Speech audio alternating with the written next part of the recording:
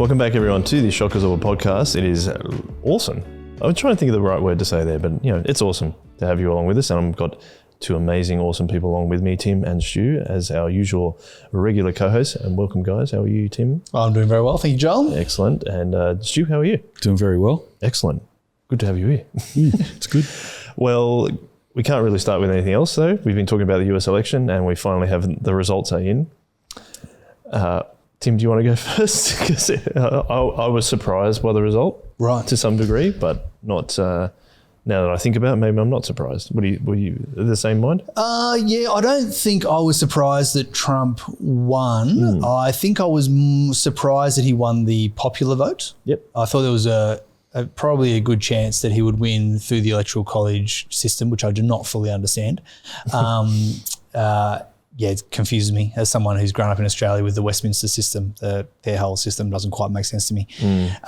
But yeah, I had a feeling it would, similar to 2016 when it, not the popular vote, but won the electoral college. I thought that was a high possibility. But yeah, so I mean, not hugely surprised in the result. Yeah. The anti-establishment kind of vibe is the thing that I think I've picked up most from it, is that and there's this possibly this underlying cultural, I don't know if I call it phenomenon, but the fact that they feel that Trump needs to come back in again, or the people that voted for him feel like he needs to come back in again, seems to be a reaction against something that I think that perhaps maybe the Democrats have missed. I think they feel like there's a cultural elite that they feel like they need to get rid of. I don't know if that's true. Is that your interpretation of it as well, Stu? I heard something, excuse me. I heard something interesting over the last couple of days, and I've watched so much stuff and read so much stuff, I can't remember where I got it from, but I think the quote originally came from the Washington Post, but I might be wrong. Some commentator somewhere has said that in their opinion, some of the mainstream media and the Democratic Party, their approach to Trump is different to the approach to Trump that Trump supporters have, which is a bit of a no-brainer. But they described it in a way that I thought was helpful, which I'm still thinking through and processing. But they said the media and the Democrats take Trump literally, but they don't take Trump seriously, whereas his supporters take him seriously, but they don't take him literally. And I thought that was interesting, because even on the election night, I was watching the ABC, and Julia Baird was one of the commentators on the panel, and she said, well, now we'll have to see if Trump comes good with his promise to build a wall, because he promised to build a wall last time and he didn't build it. He only built a section of it. And I thought, oh, that's interesting. That's an example of her taking him literally, that he's going to build a wall across the whole of America. But I wonder if his supporters think he'll build a wall, but that he'll actually just stem the flow of illegal migration. I think that might be what his supporters think. I also think it's interesting that he's attracted such a wide base of Americans, which I find interesting, considering the media are classifying him in some regards as a fascist and as sexist and all those different things. But when you look at the people who voted for him, he's got a really broad coalition. And another thing I heard a commentator say that I thought might be relevant was that rather than reaching out to people as Black Americans or Hispanic Americans or male Americans or female Americans, this commentator said he just treats everyone like Americans. And there's something about the umbrella term American that is very attractive to people. And the third thing I think I've seen is, I think there's possibly in all the, admittedly I'm not an expert on this, but of all the campaigning I've seen the Democrats do, I don't see them taking into account class as much as they used to. So I think for example, the Democrats were the party that used to talk about tariffs and trade barriers to protect the workers, and they used to talk about closed borders to protect the workers so that American jobs were protected. But they've stopped that sort of language, and I think Trump has stepped into that gap. He's like, oh, okay, I can see millions of Americans that aren't being represented by either party at the moment. And that's an interesting call too, because I think the benefactors on both the Democrats and the Republicans, the elite people who are funding both those candidates, are not necessarily thinking of leaning into those demographics. So Soros, for example, who's a big supporter of the Democrats, he's really big favour of open borders. I don't think he is a massive fan of nation states, as from what I can read about him. And so he's encouraging the Democrats to keep those borders open. But likewise, I think the people who are funding the Republicans probably would be not thinking of the working classes, the major demographic that their party has traditionally reached out to, because it's usually the bourgeoisie who support the Republic. I've got something in my throat, sorry. The Republicans usually attract the bourgeoisie vote, and the Democrats have historically attracted the proletariat vote, according to those class categories that Marx set up. But I'm not a Marxist, but just looking at it as those traditional economic divisions that used to be in place with right and left right across the world. The parties that used to be based on economics are now being based on ideas, I think. And it's changing, isn't it? They're changing. And surprisingly in England, the Labor Party doesn't seem to always resonate with working class people in England. The Democrats don't necessarily, well, they have it in this election, that they lost the Rust Belt, for example, in this election. So you've got like the Teals in Australia. Yeah, well, interestingly in Australia, each of the parties are trying to find their identity, I think. So do they swing to the left? Do they swing to the right? But then there's all these ideas that they haven't had a traditional position on. So there's kind of these internal battles in the parties for these positions. And that got predicted by Alan Turing in the 1970s when he looked at the new social movements that grew out of the 60s.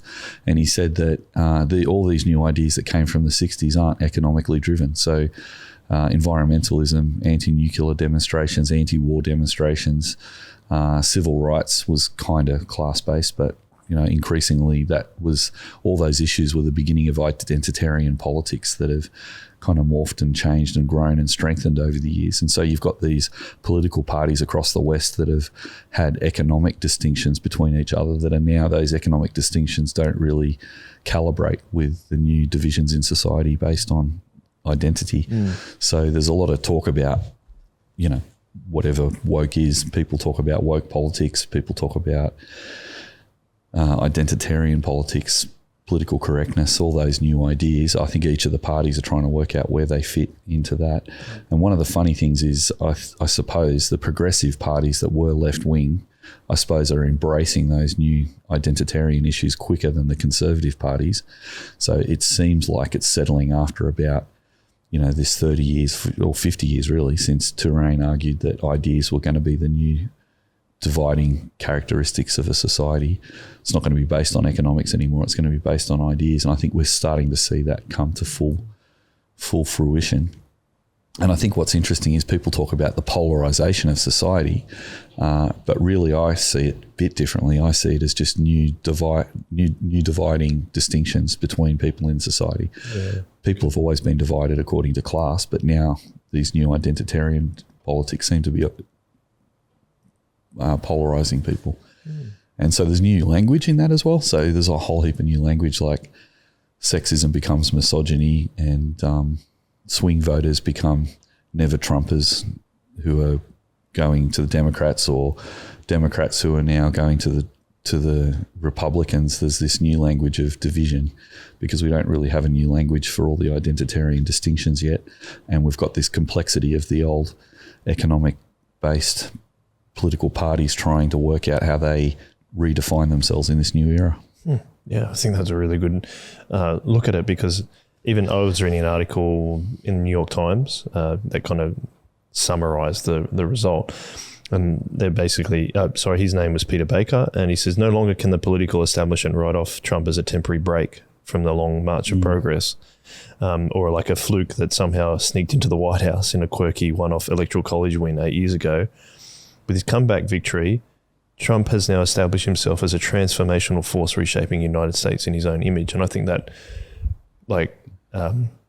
harks back to exactly what you're saying, is that it's almost like the country, or a number of countries are trying to figure out where do we actually move forward now from perhaps an era maybe from the 50s that it seems like there was ongoing progress. Yeah. And so they're calling it a rise in popularism because there's a sense that the elites lining themselves up with a lot of the progressive ideas, and we call those the everywheres because they are embracing globalism, whereas the somewheres who are conservative and embracing local issues don't feel like they have a voice. So I think popularist candidates like Boris Johnson or Donald Trump are speaking to the somewheres, and so there's this kind of divide. I think a lot of the mainstream media, or whatever you call it, legacy media, it's interesting, a lot of them have lined up with that progressive identitarian position, and it's almost an unspoken new way of seeing the world that even the media have all lined up alongside. And so people are really frustrated at that, and that's what's really interesting about new media popping up, like podcasting. So Donald Trump goes on Joe Rogan and gets 30 million views within 5 hours, which is just incredible. Then he follows that up with JD Vance, and he gets a similar viewership. And then Elon Musk, who's teamed up with those guys, gets an even bigger view. And then on the eve of the election, it's not the Washington Post going for one candidate or not, because their elite backers don't want to go either side. Some of them, I mean, Bezos with the Washington Post, I don't think Washington Post. I think they made a thing saying they weren't. Yeah, I think they said they weren't going to. Which angered everyone. Yeah, angered everyone. So once upon a time, people, particularly working class people, go, well, who's my newspaper saying I should vote for, and I'll vote for them. So the mainline media have kind of moved towards the progressive end, and some of them are even demonising Trump. In the last couple of days, Trump's a fascist and he's similar to Hitler and all this sort of stuff. Yeah. And then what is interesting, though, is Joe Rogan says he's going on the side of Trump, and that I think that made a big difference. Yeah, that was interesting. I think that was massive when he said that. And it's like people who listen to their newspaper of choice. Who am I voting for? And I can't remember whose comment this was. Might have been Mark Sayers on the Rebuilders podcast. Yeah, but just talking about how that's the mainstream media has just been completely eclipsed by the podcasting world and the new media, which means people are still getting their direction from what they consume, but they're not consuming the old school media. So you might have the entire media class, which, as you said, is very much demonising Trump and going for Kamala, and can't imagine how you could possibly have a Trump victory without they don't take him seriously, and they're taking him literally every time he says something. Yes, but they're also not counting the fact that Rogan is getting X times number of viewership than they are getting, and so people are still listening to the media that is guiding them, guiding their values, guiding their beliefs, guiding who they want to vote for, just as they have in the past. But who they're listening to and where they're getting that information has just radically changed. And the old school media who can't quite comprehend, and so you just get all of their polls and all of their commentary, and all of this is very one-sided, and they can't fathom how you could possibly. Who are all these people who are voting for Trump? So well, they're all out there, but none of them are engaged with you, and so you're not their audience. They're not listening to you. And so you can't quite comprehend who they all are, but here they all are. They're all listening to new media so much more. So, and that was an argument I think we made I made at least a couple of episodes ago. It's like, I don't know why they haven't been doing this more often, because I'm not an American citizen, but I find it hard to understand why Trump, with all his criminal convictions and accusations of sexual assault and all those kind of things, is still able to still be in the running. However, when I saw that he had gone on not just Rogan, he'd gone on Theo Von, who's a comedian I like, he'd gone on a couple of other podcasts where there was an authenticity to that where he wouldn't be challenged. Like he wasn't scared of being challenged. Whereas, interestingly, I don't know if you heard that apparently the story with Rogan was he tried to get Kamala on. He did. But she chose not to travel to Austin, which is where Rogan records it. Yeah, and she gave him a list of things that he would need to do to interview her. And limited it to an hour as well. Right. And then if you look at I looked at the times, JD Vance was just over 3 hours and Trump was just under 3 hours. And in my mind, it's really interesting that in my mind, immediately I thought, I think I might end up voting for Trump just because of that. Now, I think... But this is, I mean, how much of this is her not understanding new media as well? Like, I mean, this is... She's saying, oh, I'll come to you, but you play by my rules. And Rogan's like, well, no, my whole shtick is that I have 3 hour conversations with people. And that's why I have my audience. Yeah, and that's his audience. Yeah. And so to come in and say, well, I'm not going to play by your rules, you know, most significant podcaster of 2024, you know, it's a bit naive really, if nothing else, of how to engage with the people who might actually be listening. And it's that underlying shift of, it used to be, we want the Democratic candidate or the Republican candidate on our show. It's now people are asking, apparently Trump had been asking to go on Rogan for the last, like since the last election at least. But now it's, like you're saying, he's setting the rules. It used to be either the large media companies or the politicians setting the rules. He's now setting the rules and saying, you have to play by my rules. And I think that's one of the underlying cultural things of this election is the new media thing of that actually I can choose the media I want to follow. Therefore, also I can choose the candidate I really want to actually represent me. Yeah. I heard another commentator say that it wasn't just the Democrats who lost the election, it was also the mainstream media because the judgment was on them as well as the candidate, which I've never heard before. And I don't know if I agree with it, but I've never heard of it before.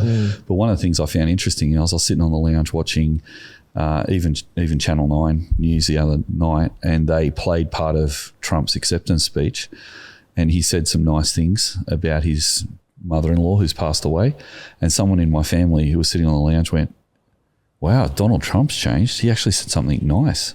I didn't think he was capable of saying something nice. And I thought, oh, that's interesting because the only thing the media in Australia show of Donald Trump is him saying crazy stuff, which he says a lot of, and I'm not defending him, but he does say nice things too, and he does have policies. So, for example, with this whole abortion debate, he's disagreeing with some of the hardline Republicans about abortion, and he has a more nuanced position on abortion than some of the Republicans. That doesn't get much airtime in Australia. He just comes across as an anti-abortion candidate, which he is,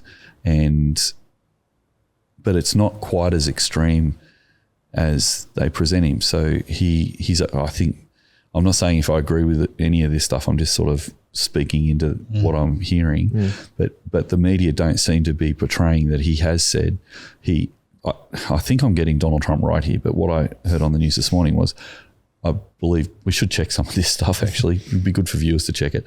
But the idea that he is just anti-abortion, full stop, but he does agree with, if I understand him correctly, with terminating ectopic pregnancies and making a exception for rape victims and incest victims and things like that.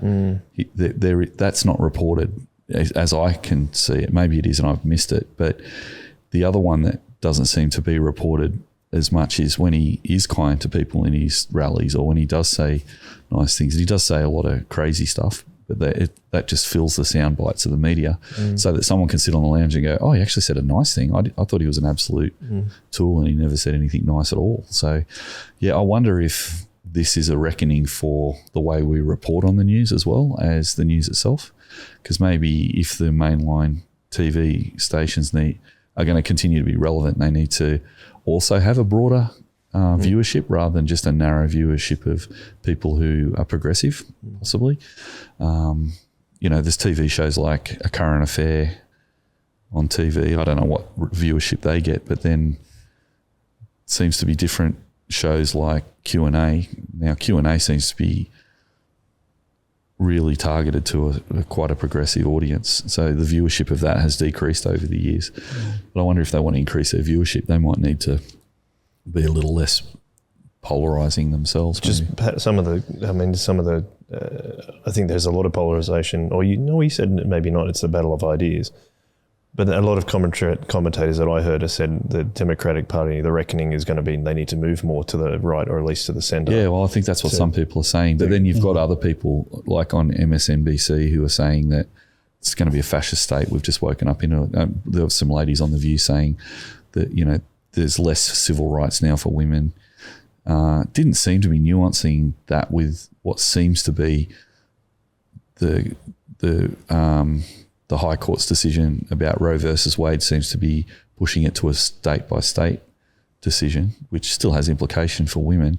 But then the other thing they're not seeming to report on is the split vote, because some women voted for Trump because they wanted safer borders and a better economy, but they also voted for a Democratic Senate person so that they could protect abortion while they voted for abortion. So, yeah, it's just an oversimplification of everything. And I think a long-form podcast of 3 hours, you get a chance to get to know someone better, and it's not as oversimplified. It's not in just sound bites. So. Having said that, I did listen to Trump on Rogan for the first 45 minutes, and I had to turn it off because Trump just went all over the place. Oh, he does. Really, even really Rogan. See, that's why I'm not defending him. Like Rogan himself said, you know, you're going all over the place, man. He goes, it's the weave. I'm weaving it all together. And he goes, well, the weave's gone too broad, man. You need to bring it back. So, I mean, he was avoiding questions like they do. He was, you know, pitching himself as he wanted to be. But there is more insight into the person the longer you hear them speak. Can I just to recall on that Rogan thing as well, I think it was a really interesting comment by Ezra Klein, who he works for the New York Times now, but he made a lot of podcasts and things like that, and clearly identifies as a Democratic voter. Yeah. But there was a question on they were kind of doing a live blog during the election, and he said, in regards to Kamala, he said, like, she should have gone on Rogan and much else besides. I've been arguing for years that Democrats need to go on Rogan. I was arguing this back when Bernie Sanders got backlash for going on Rogan. He got backlash for it. Yeah. In this cycle, though, I argued that Kamala or at least Waltz should have gone on Rogan. Hell, even sent Obama. That's what he said. Yeah. You go with the voters. I'd love to see Obama on Rogan. That'd be unreal. I don't know if you ever listened to Obama on Mark Maron's podcast. No, I haven't. That's a very interesting listen from years ago. He says you go to where the voters are, you need to reach are, and Rogan's not even a tough interviewer. But then he says, and I want to get your perspective on this, Rogan is a symbol of something bigger. There is an alienation that's grown between young men and much of the Democratic Party. For years, there's been no real way of talking about masculinity in liberal circles that didn't attach the word toxic before it. There's been a reveling in growing female strength and a deep critique of male culture. You can have any view you want on the merits of that, but it's had consequences. And then there's certainly some policy shifts that might matter here, but my sense is that this is more cultural, and the distaste for Rogan reflects a distaste of the dominant culture among young men broadly. I was just wondering if you think... Interesting. Yeah, interesting perspective. Anything you want to say on that, Tim? I mean, it's kind of related. I was reading a piece this week from the ABC, and it was about the really horrific trend in high schools of young adolescent males sexualizing their female teachers, spewing a lot of hate speech and, you know, those kind of things. And they're just kind of like, here's all these examples, all these test cases. And they're saying, they're learning this online and they're learning it. And then they said, these are the types of influences that they're learning this stuff from. And they said Andrew Tate, who the little I know about him seems to fit that profile. But they just, in the very same sentence, they also put Jordan Peterson in that same sentence. I'm like, I mean, I'm not an expert on Jordan Peterson, but from the stuff I have heard, he tries to set really positive, uplifting vision of maleness is my understanding of him. I haven't read a lot of him, but that's the little bits that I've heard. And it was interesting to me that they'd lumped these two characters together.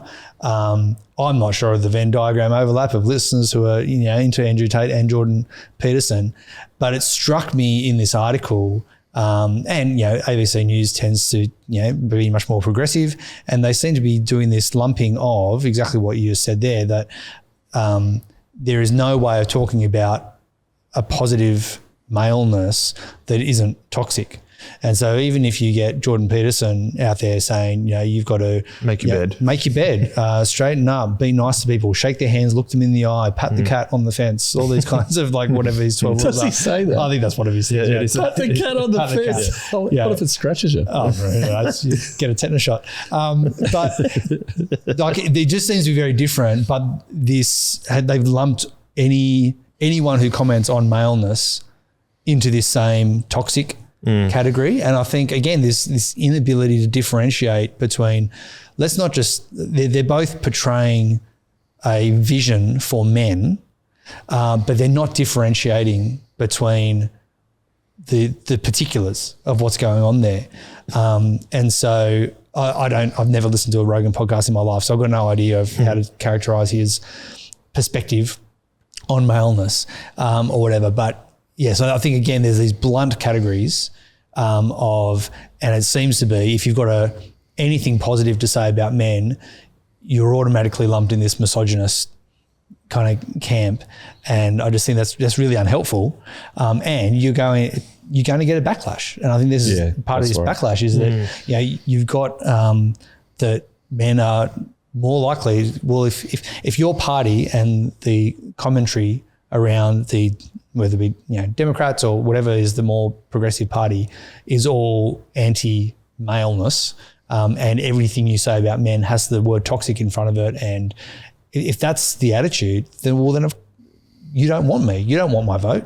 You have nothing nice to say about me. Why would I give that to you? And so, of course, I'm going to react.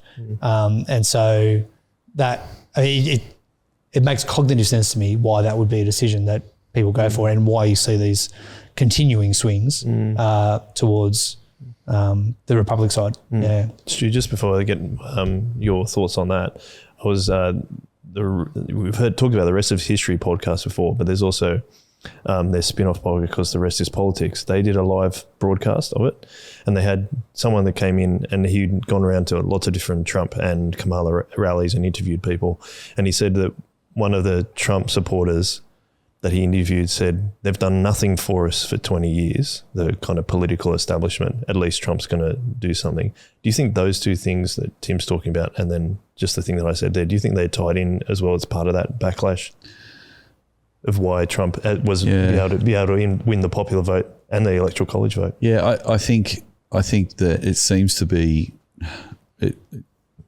I'm not qualified to comment on this really, but I think from my perspective, it looks like a shift in having parties that represent the working class versus parties that represent the establishment and the economic lines versus the establishment party versus a popularist party, which is working class. So, and it seems to have flipped. So once the Republicans were representing the establishment and the Democrats were on the side, the other position, now it seems to flip to Democrats seem to be representing the establishment to people.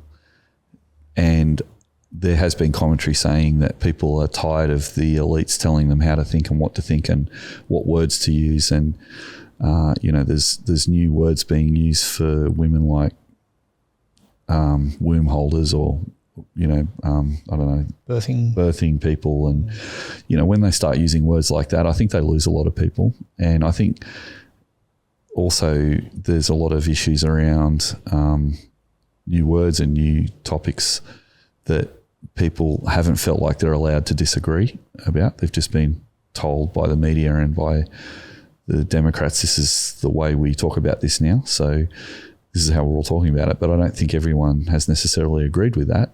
And if someone's, again, using the words of some commentators, some people who are scared of not being able to put enough food on the table, who disagree with the focus on all that stuff, so want to go back to economics and safe borders and cheaper energy, they want to be able to talk about that without being called haters, bigots, racists or sexist or transphobes or whatever.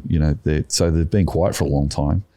But one thing that I think that's interesting is, I can't remember which podcast Joe Rogan was interviewing, either Elon Musk or JD Vance. I think it was Elon Musk, but I think he said something like his view of Trump's contribution is that he's given people permission to disagree.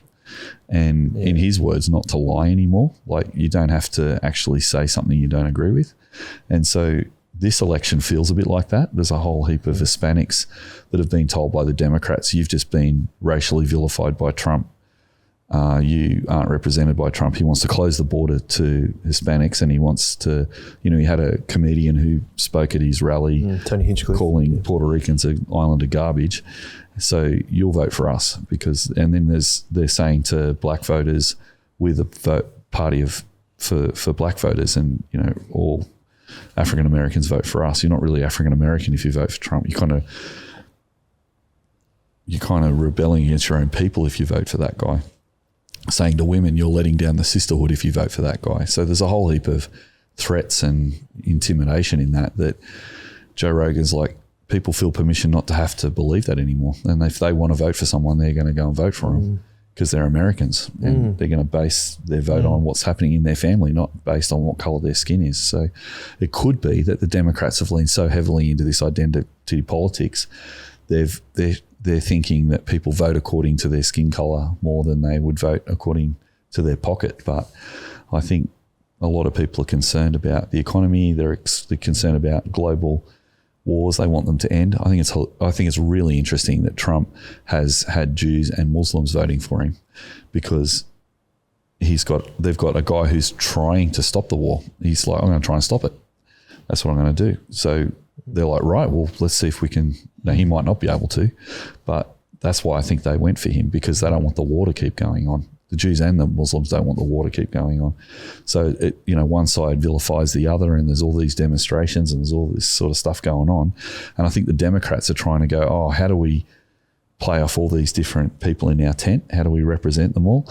But the problem with the progressive tent is not all the progressive issues match with each other. So Queers for Palestine doesn't really work. So the Muslims in America don't necessarily resonate with the queer movement, but the Democrats do. So the Democrats have got this problem where they've got two parts of their tent that actually don't naturally fit together.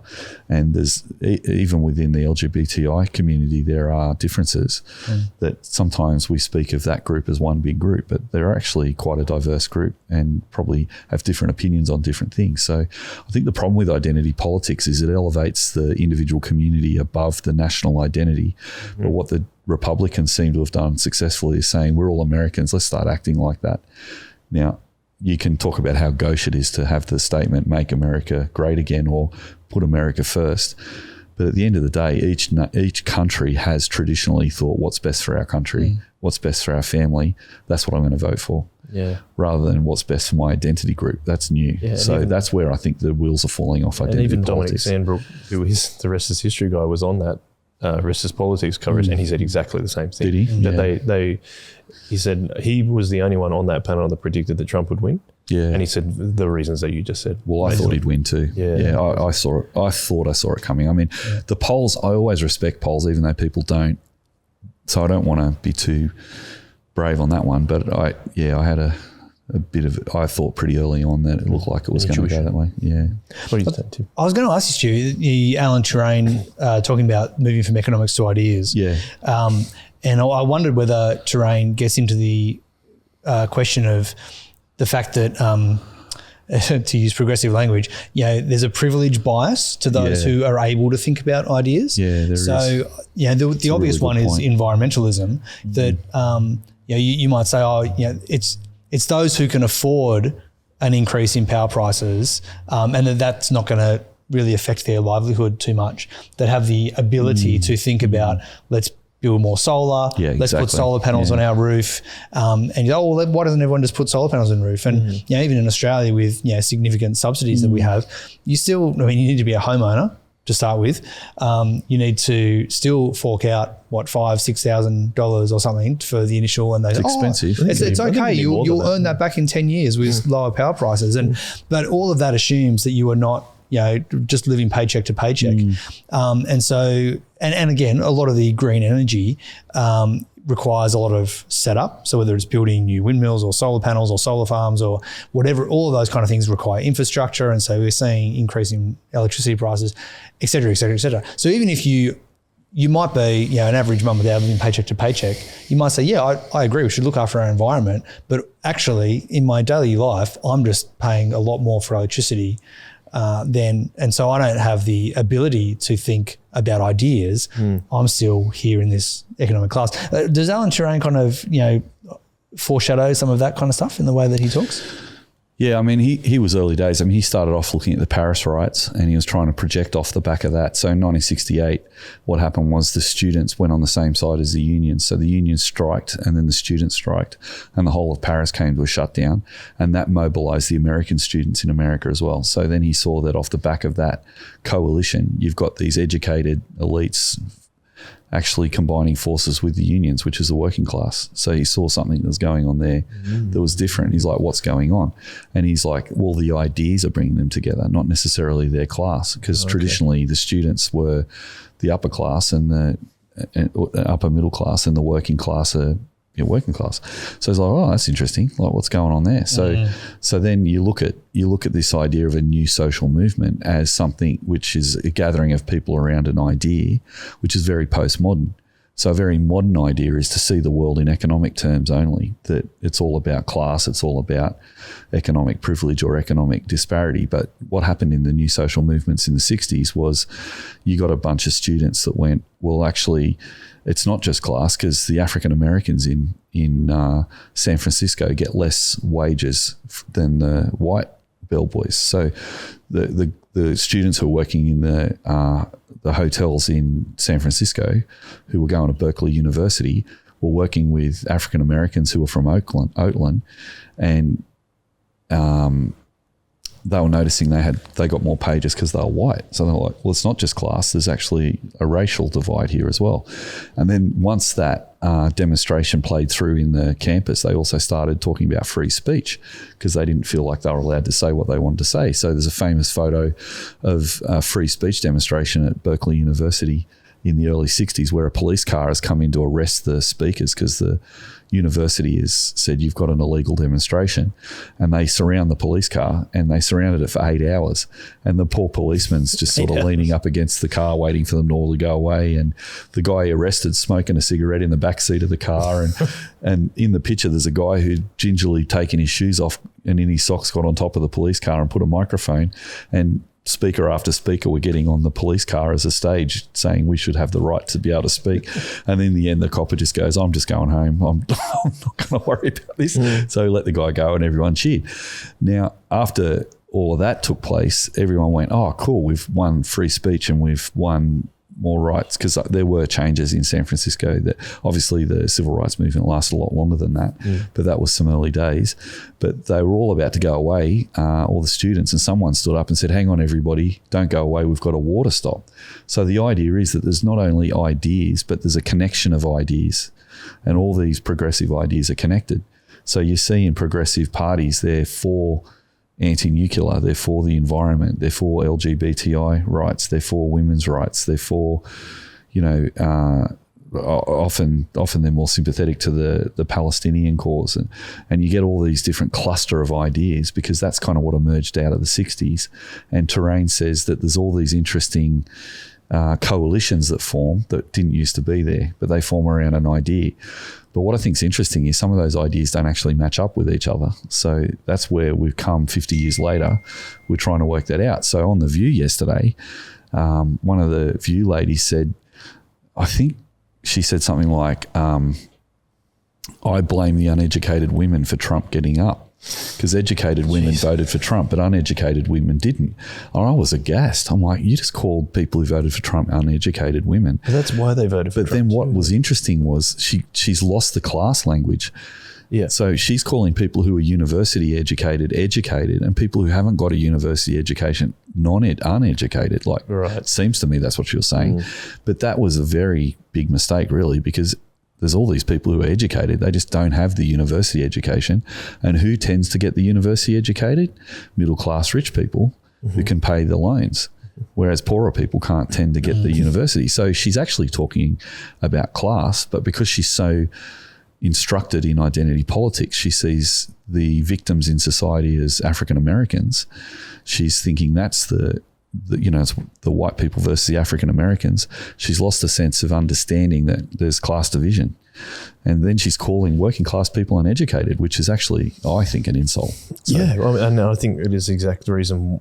I think that's that big part of the reason why Trump was able to get back in. That's part of it, personally. It's also like the flyover states kind of thing, and of like you've done nothing for us. And so if you're going to keep calling people uneducated or stupid, or like I remember talking to someone just at my work a few years ago about voting for Trump in again, and he's like, "Oh, that's because Americans are stupid." I'm like, "Hang on." Yeah, right. That's why. Yeah, calling people that's why stupid. they voted for him. That's right. Because he's not right. calling them stupid. Yeah, that's exactly right. And they feel stupid. Even when they vote for the Democrats, they're still feeling stupid. The other quick one is, if you go back before the 1940s, there's always been a bit of personality in politics, always. But people generally would be really driven to vote for their class party if they were dyed-in-the-wool Liberal or Labor. Protestants tended to vote Liberal. Catholics tended to vote Labor. And that's historic because a lot of people of the early union movements in the Labor Party came from Irish backgrounds. A lot of them were convicts. So you get this kind of status thing going on where Protestants tended to be free travellers to Australia, and you get the Catholics who tended to come. There was a lot of free Catholics came too, but there was a lot of convicts who were Catholics, and that spilled over into the politics of unionism. A lot of poorer people were Catholics, a lot of richer people. Right. But then you also have, not only are people voting according to their faith, they're also voting according to their class, and they're voting to their family. So their families had lined up for generations along one party line or other, but you've always had swingers in the middle. And I don't hear anyone talking about swingers anymore. Swingers were people who would go from one party to another, depending on what the policies were. Yeah. Now, when I was doing political science in the 80s, we got taught that people would measure there would be a particular policy a party would have that would resonate with them. And even though they didn't no one ever likes all the policies a party has, but there's a certain policy that you like that you would go for. So with Hewson versus Paul Keating, the big policy was GST. Yep. And they argued GST. The whole campaign was all a referendum on GST almost. Mm-hmm. And people who were swingers swang towards Labor Party because they didn't want the GST. They didn't want to have to pay 10% more for all their goods. And there was this famous interview where John Hewson was interviewed about the GST, and I think it was Ray Martin said, how much of a birthday cake is going to get GST? And he couldn't answer the question. And they humiliated him for days and days and days. This birthday cake, and people are saying, well, eggs are going to get GST and flour's not going to get GST, or, and the eggs and the flour don't get GST, but the icing and the candles do. And there's all this funny talk all over. I mean, we do GST now and no one cares. But today it's like, how could you vote for that man? Or how could you vote for that lady? Like, that person is so bad. How could you vote for them? So the American presidential politics and the TV has changed politics forever as well, so that it's become a lot more personality based, and it's almost a referendum on that person now rather than what their policies are. And that's something I feel a bit would be good to correct a little. I agree. It'd be good to say, let's line up the policies of each party. Kamala was accused of hiding from the media and not having really clear policies, and her main policy she was accused of having was Trump's a fascist, and if you want democracy, vote for us. But yet when you dig into the detail of their policy, they said they had policy, but a lot of people didn't understand what it was. And the policy from Trump often wasn't getting out on the media because they just zoned in on his really crazy things he was saying. But he had policies on IVF. Another crazy Trumpism. He calls himself the father of IVF because he's he's promising, whether he delivers or not, I don't know, but he's promising free IVF for everyone in America. So there's this funny sort of vacuum of substance in our modern elections that causes people to act emotionally and vote emotionally according to their emotions. And so once upon a time, it was understood that Protestants voted Liberal and Catholics voted Labor. And people didn't tend to say, how could you be a Christian and vote for the Labor Party? Or how could you be a Christian and vote for the Liberal Party? But people talk like that now. How could you be a Christian and vote for Trump? How could you be a Christian and vote for Kamala Harris. So I think that's partly emotional, and it's partly that person's character. Now, I think the character of the politician should be under investigation, but not many people know that JFK had the FBI bringing all these women into his house every night, and yet he's held up as one of the greatest presidents of all time, and the great Democratic president that was, assassinated and all that sort of stuff. He's almost reached godlike status in America. And represented that progress and change that you were saying before. Yeah, and Bill Clinton was having sex with an intern in the actual Oval Office, and then lied about it, and he didn't get taken to court. And that's why this court case was so controversial for Americans, because we could say, how could someone go to court and be, guilty of 30 indictments and still have people vote for him?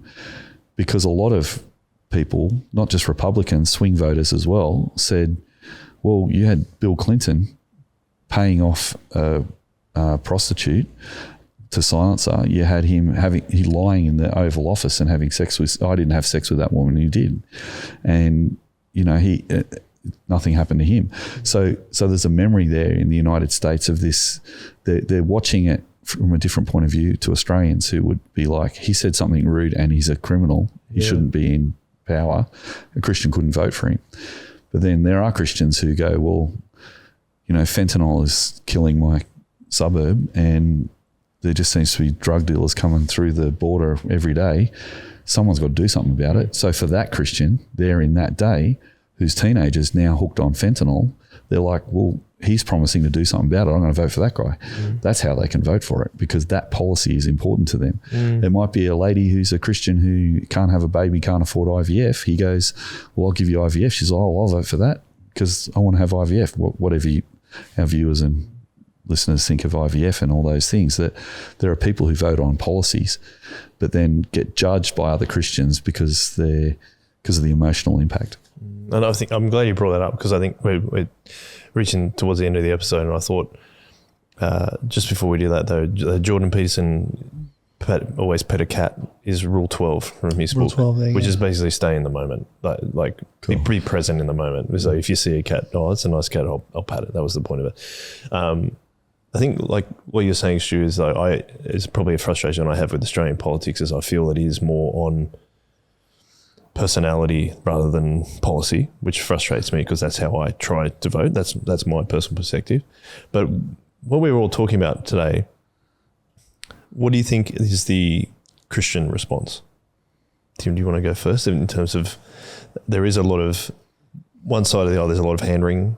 On the other side of the aisle in the American political election, there is a lot of celebrating. Yep. How do you think you should, maybe even if you're an American Christian at the time, right now, how would you be responding? Because there's a lot of, that's a huge spectrum in itself. Well, there are, and there are American Christians who are celebrating and think that, God's right-hand man has won the presidency, all the way through to the other extreme, that there are Christians who, are devastated that, this man is once again the president, everything in between.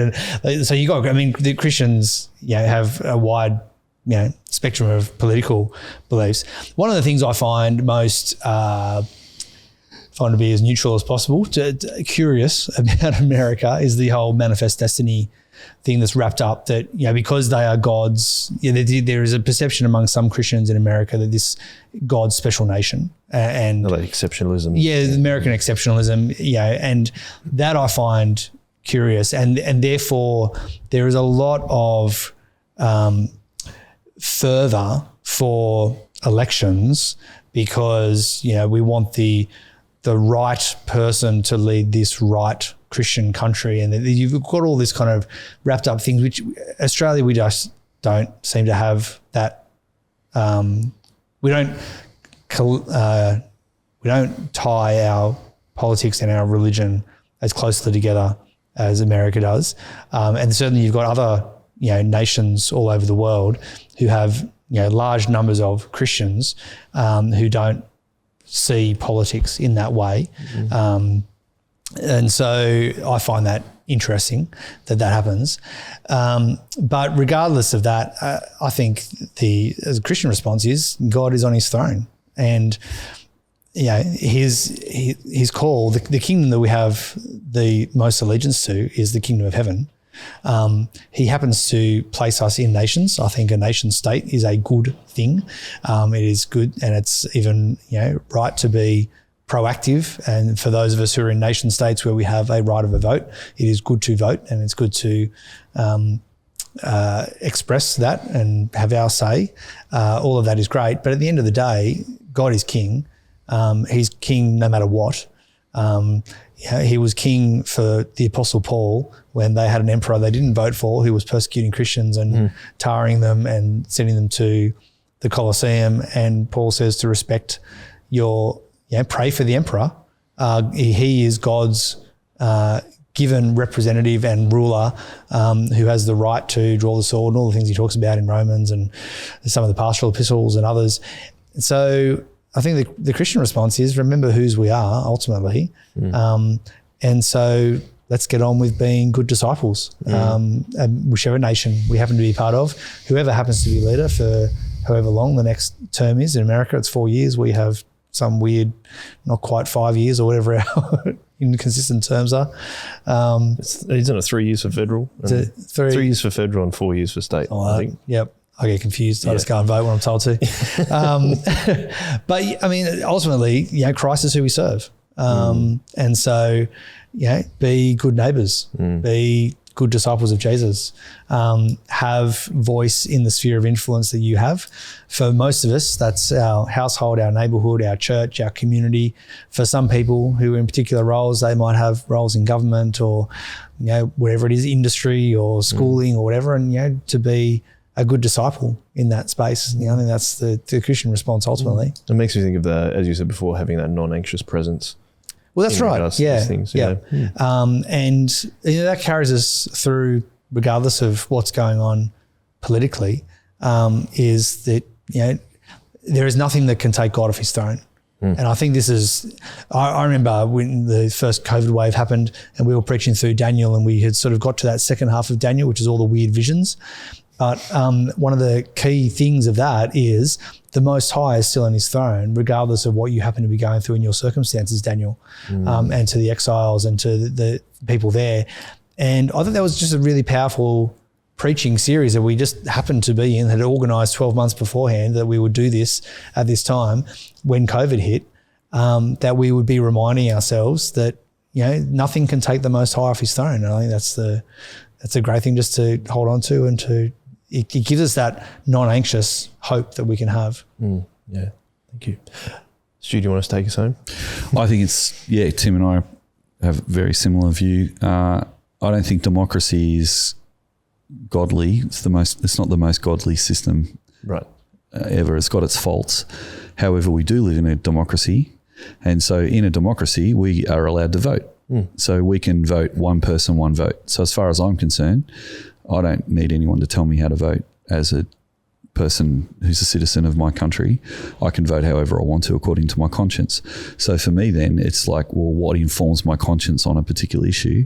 And I can't force you to vote the same as me, or I can disagree with you. Yeah. But, and there is that old adage over the dinner table in polite conversation, don't talk about politics, sex or religion, because they're the three things that causes fights. So they always have and they always will. But at the end of the day, living in a democracy, you can vote. So if you vote for someone and they turn out to be a bad person, you can vote them out. And so you can vote for whoever you want. Now, if you choose to vote for the same party every time, that's up to you. If you vote according to principle and different policies, you can change your vote and a certain percentage of America are independents, and a certain percentage of Australians are swing voters, and they're not partisan to either party. Otherwise, you wouldn't have changes of government. Now, you do sometimes convince people who are Liberals to vote Labor, but less likely than voting that middle ground. So actually, it seems to me that we want a middle ground in all our democracies, or we're not going to have healthy democracies. And so there needs to be a smooth transition of power. What I was really concerned about when Donald Trump left office was the, encouraging his supporters to march on the Capitol and also denying the election. I thought that was not something I would think is a good thing, because I think one of the things I like about our democracies is there's a smooth transition of power where there's no violence. But in our democracies, we have the ability to vote, and each candidate has to convince people of what they're going to do in the next term, and people have the choice to believe them or not. The other freedom we have in a democracy is demonstration. So we can demonstrate between elections and during elections against candidates and against governments. We're allowed to get a permit off the police and go and demonstrate for whatever we want.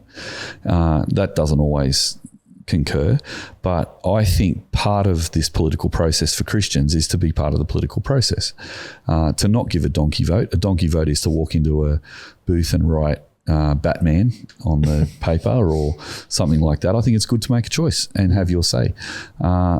And I think that's in line with Romans 13, which says, let everyone be subject to the governing authorities, for there is no authority except that which God has established. So the sense is that in our democracy, our authorities are asking us to make a decision who rules, and we go and vote on council elections, we vote on state elections, we vote on federal elections. And we might not say that's perfect situation, but it's better than having no choice over the dictator of Russia. Like, they have a chance to vote, and 98% of people vote for the president, and the two people who are running against him get poisoned with uranium or something in their drink. Excuse me. So I'm really glad I live in Australia just quietly.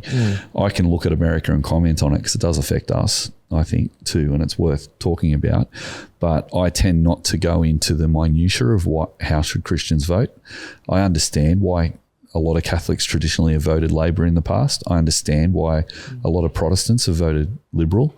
I understand why a lot of progressives are now voting for the Labor Party around the world and the Democrats. I understand why conservative people who are yet to be convinced of some of the identities and, well, let's say, using Terrain's words, the new ideas, some people are going to be quickly to accept them, the new adopters. The progressives are rushing to those parties. The parties that are slower to change or not wanting to change, I can understand there are Christians who are more conservative leaning. And I think it's really important in our churches that, well, I think it's really healthy in our churches that we have people of all different political persuasions in the church, that we have a church that's got that mix. Because I think Jesus had that mix in his leadership group, in the disciples. He had a zealot who was a freedom fighter, and he had a tax collector who was working for the Romans. So in that, you've got, I suppose, what would have been equivalent of that.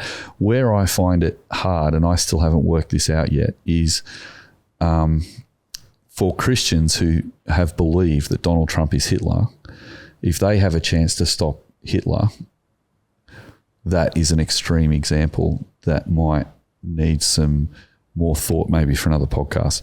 Because I know, for example, Bonhoeffer initially was a pacifist, and he didn't think that there should be force used to stop the Nazis, according to Romans 13. You know, it says, consequently, whoever rebels against the authority is rebelling against God, what God has instituted, and those who will bring judgment on themselves. So he was really struggling with that. He could see the anti-Semitism of the Nazis and the evil of it, but he's like, well, am I supposed to just accept that or not? And I feel for Christians who think Trump is Hitler, because there are Christians who believe he's a fascist.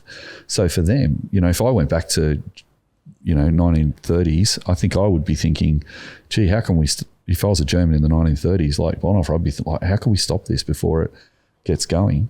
And interestingly, for Bonhoeffer, by the end of the 1940s war, he was part of the plot to blow him up in the Wolf's Lair, and that was a failed assassination attempt on Hitler. So he went full circle. So that's an interesting area that I just want to leave for now and just say it's there.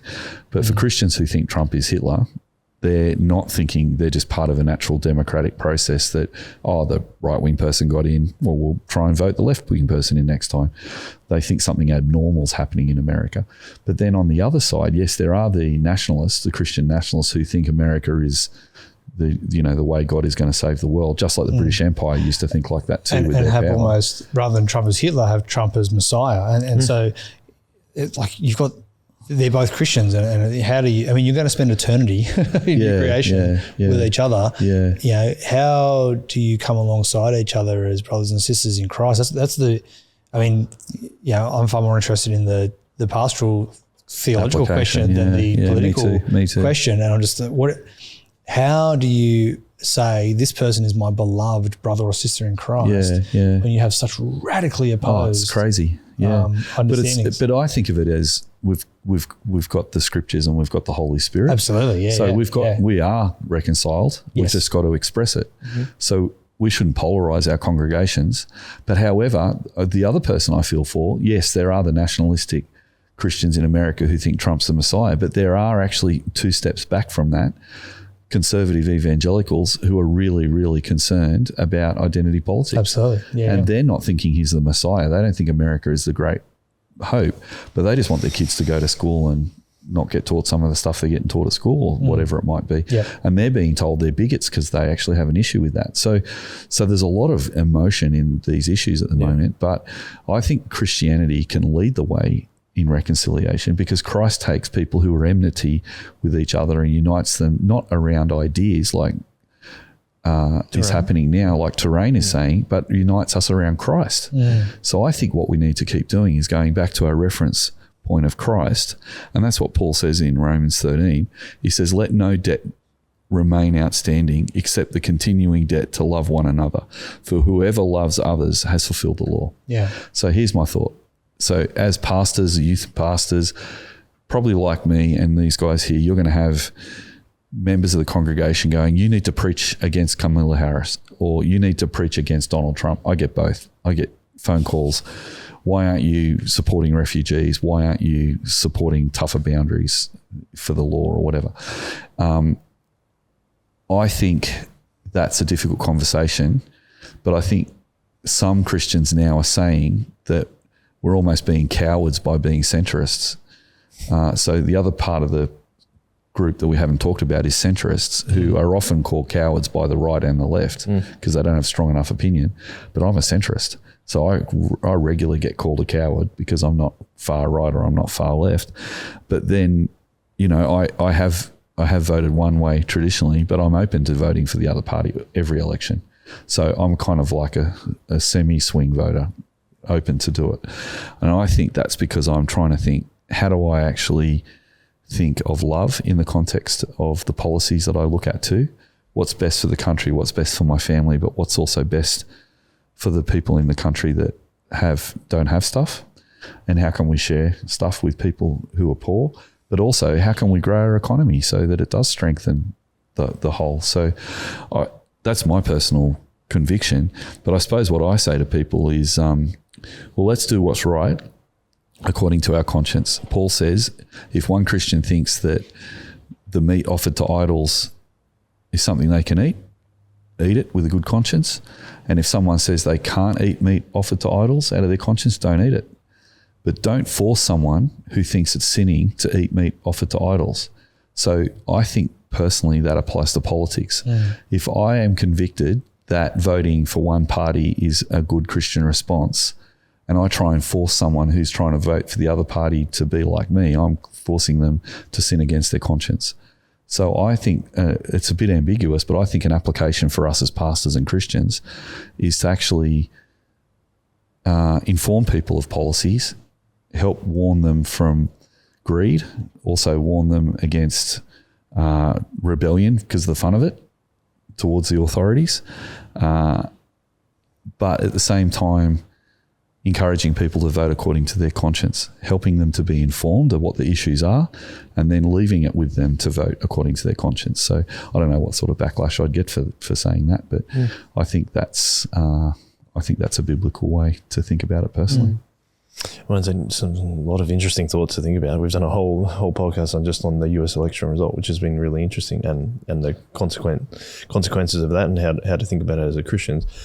So initially we were going to say we were going to talk about young people moving churches, but we decided, well, we went so long on that, we'll leave it there. But it's a big week, isn't it? We could do that next week. Yeah, we can definitely do that next week, where we'll kind of look at that again through the lens of our theology, strategy, practice, like we did with the meal series that we just did. But let's leave it there. Thank you very much, guys. Thank you, Tim. Thank you, Stu. It's been really fun. I feel like the way that I process things is by talking them through, and I have these. I don't really care that much about the US election, only that my dad lives over there. But I've always said, like, oh, why is it like this? Why is this happening? And I think like talking to you guys about it has been really helpful for me to clarify more of those things in my mind. So that's always been fun. So thank you very much. And of course, if you have any questions in regards to what we're talking about, or you want to know what's coming up in when we talk about young people moving churches, you can send me an email, joel@shockabsorber.com.au, and we can definitely bring that onto the podcast. Having said that, thank you very much for listening and watching. Chuck a YouTube comment in there if you like to, but we'll finish up with one way and see you next week. One way.